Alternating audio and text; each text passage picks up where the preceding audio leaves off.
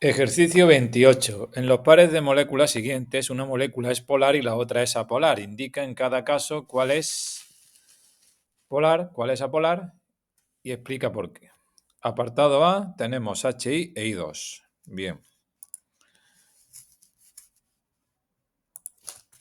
28. HI e I2.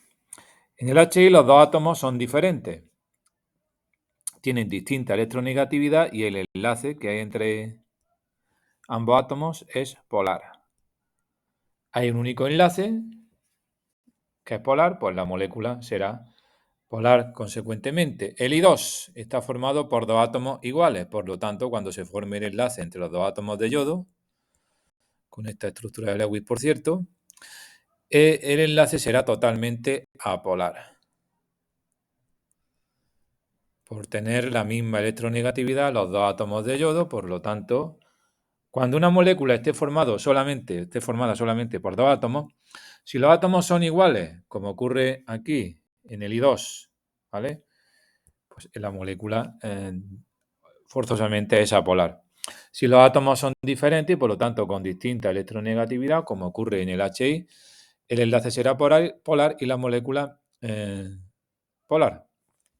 Apartado B. En el apartado B tenemos PF3 y BF3. PF3 y BF3. En ambos casos hay tres enlaces entre el átomo de fósforo y el flúor y el átomo de boro y tres átomos de flúor.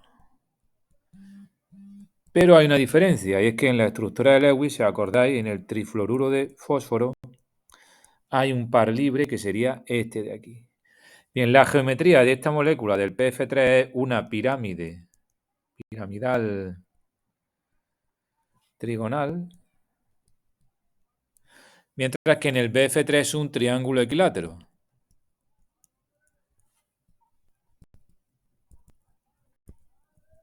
Aquí no hay par libre encima del boro.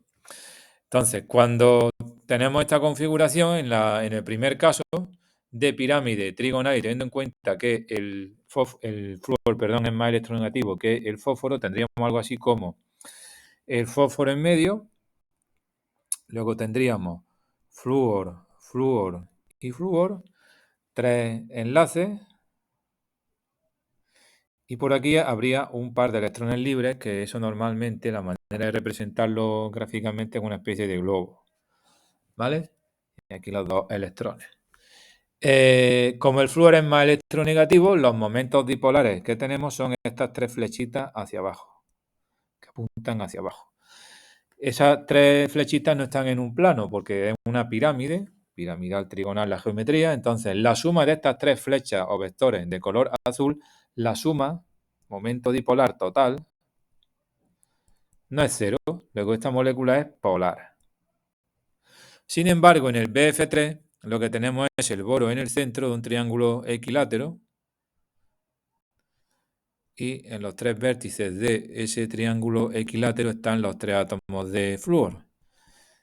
De nuevo, el flúor es más electronegativo que el boro, por lo tanto, los tres vectores momento dipolar irían en las tres direcciones estas de los vértices del triángulo equilátero, formando ángulos de 120 grados. Pues bien, visualmente, yo creo que más o menos se ve o se puede entender que en este caso, al estar los tres vectores en el mismo plano, la suma de los tres es cero, pero si no, matemáticamente se puede descomponer, sumar y se llega a la conclusión de que la suma aquí de momento dipolar total sí es cero, por lo tanto el BF3 es apolar, mientras que el otro es polar. ¿Cuál es la diferencia para saber yo qué es lo uno o lo otro? Fijaros, si hay un par libre, como ocurre en el PF3, la molécula va a ser polar.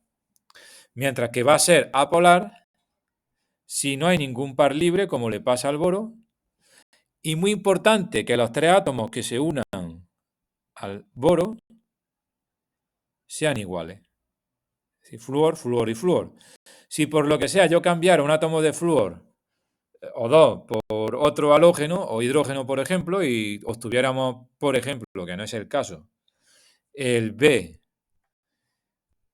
BFF cloro, este ya, aun también teniendo una geometría de triángulo equilátero, ¿qué es lo que ocurre? Que en este vértice he puesto cloro, que es un átomo diferente, al flúor y al flúor. Y eso, aun siendo un triángulo equilátero, la geometría, ya la suma de momentos dipolares ya no es cero, ya es distinta de cero, porque esta flechita que apunta hacia el cloro del momento dipolar del enlace boro-cloro es diferente a las otras dos flechas, del enlace boro-flúor, el de la izquierda y el de la derecha. Entonces, la suma de estas tres flechas nunca va a ser cero al haber hecho que los tres elementos químicos o átomos que se unen al átomo central sean diferentes. Luego eso es otro factor a tener en cuenta. El apartado C. El apartado C es que comparemos el SNCl2 y el BCl2. SNCl2. SNCl2 y BCl2. Pues el BCl2 tenemos berilio que forma dos enlaces con átomos de cloro y si hacemos la estructura de Lewis nos sale esto. Fijaros que el berilio no tiene ningún par libre y que de los dos elementos es más electronegativo el cloro, por lo tanto tendríamos un momento dipolar de este enlace hacia la izquierda y este otro hacia la derecha. Son dos vectores con el mismo módulo, misma dirección y sentido opuesto. Pues bien, la suma de momentos dipolares hace que el momento dipolar total sí sea cero. De nuevo es muy importante que los dos átomos unidos al berilio, al átomo central, sean iguales, porque si yo cambio, hago que sean distintos y, por ejemplo, tengo el ClBeF cambiado el halógeno cloro por flúor, ya este, aun siendo lineal, entre comillas, ya al ser los vectores momento dipolar, este que va para la izquierda y este que va para la derecha, diferentes, ya la suma sería distinta de cero, aun siendo la geometría lineal, ¿vale? ¿Qué ocurre con el SNCl2? El SNCl2, si hacemos la estructura de Lewis, nos queda SN, cloro y cloro. El estaño tiene del grupo 14, igual que el carbono, 4 electrones en la capa de valencia. Luego, si aquí formamos un enlace, aquí otro, tendríamos esto.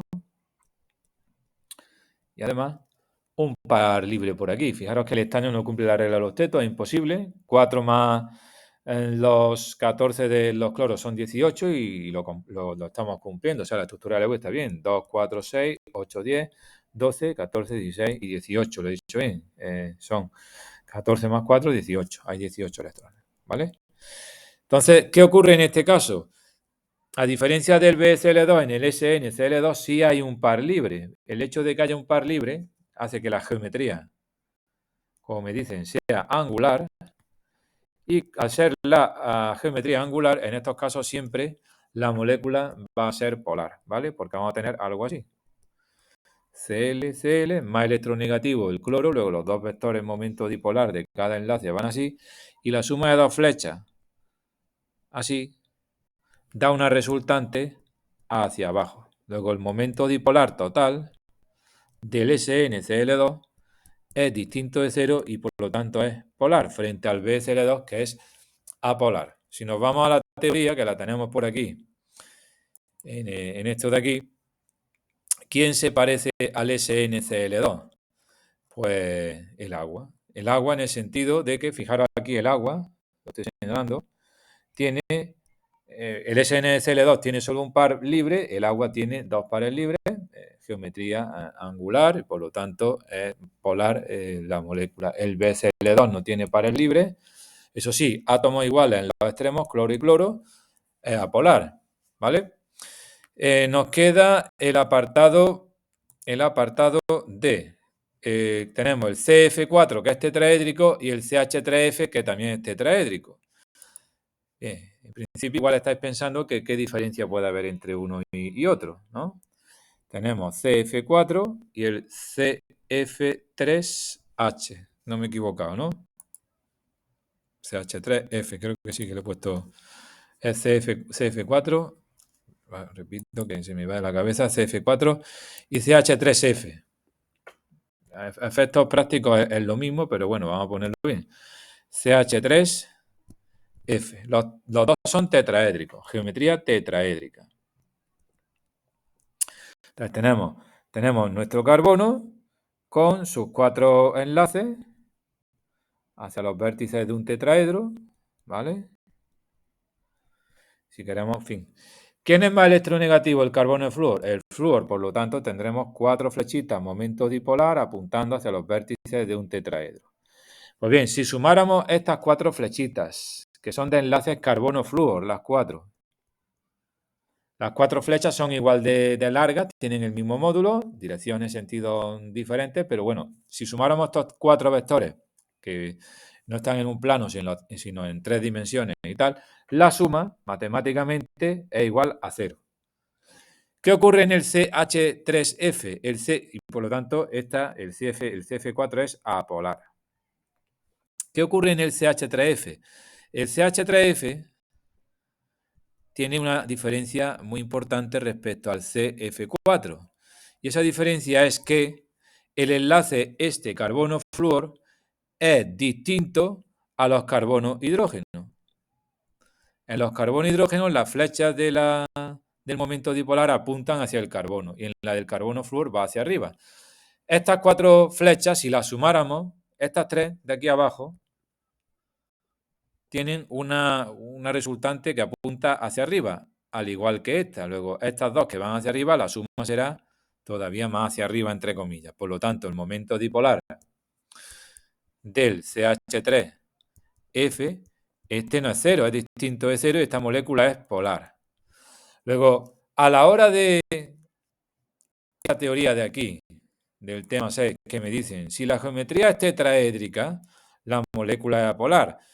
Eso es verdad siempre y cuando, fijaros que los átomos unidos al átomo central, que en este caso es carbono, sean los 4 iguales. Hidrógeno, hidrógeno, hidrógeno, ¿vale? Ahora, en el momento en que ya alguno de los 4 sea diferente al resto, y tengamos, como en el caso de aquí, CH3F, ya cambia la situación y ya la molécula pasa a ser polar. ¿Vale? Luego es importante tener en cuenta la geometría y dentro de la geometría fijarnos en si los átomos son iguales o no. Porque si los átomos son iguales, para una geometría lineal, los átomos iguales me refiero a los unidos al átomo central, en este caso de berilio, entonces la suma de momentos dipolares es 0, molécula apolar. ¿Que hago que las dos bolas estas azules más claritas, una sea distinta a la otra? Ya, aun siendo lineal la geometría, ya la molécula no es apolar, sería polar. Si la geometría es angular, es polar, sí, ahí no hay que plantearse nada. Si es tetraédrica, hay que fijarse en lo que he dicho de que los 4 átomos unidos al átomo central formando el tetraedro, que son iguales, apolar la molécula, que no, es polar. En el momento que ya no sean o 4 hidrógenos, o 4 flúor, o 4 halógenos iguales, sino que uno cambie. Que estamos hablando de una molécula como el amoníaco, donde al hacer la estructura de Lewis nos acordamos de que tenemos un par libre, o geometría piramidal trigonal. En las pirámides el momento dipolar nunca va a ser 0, siempre va a ser polar.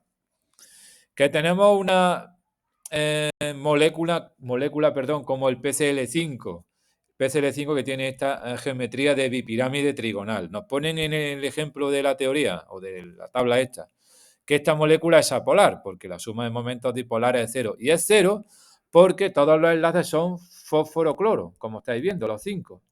¿Qué pasaría si quito un cloro y meto en su lugar un hidrógeno o un flúor? Ya eso altera el momento dipolar de uno de los enlaces, ya no va a ser igual al resto. Al ser, por ejemplo, fósforo-flúor, va a estar más polarizado aún ese enlace y al sumar los 5 vectores ya la suma deja de ser 0 y la molécula pasaría a ser polar.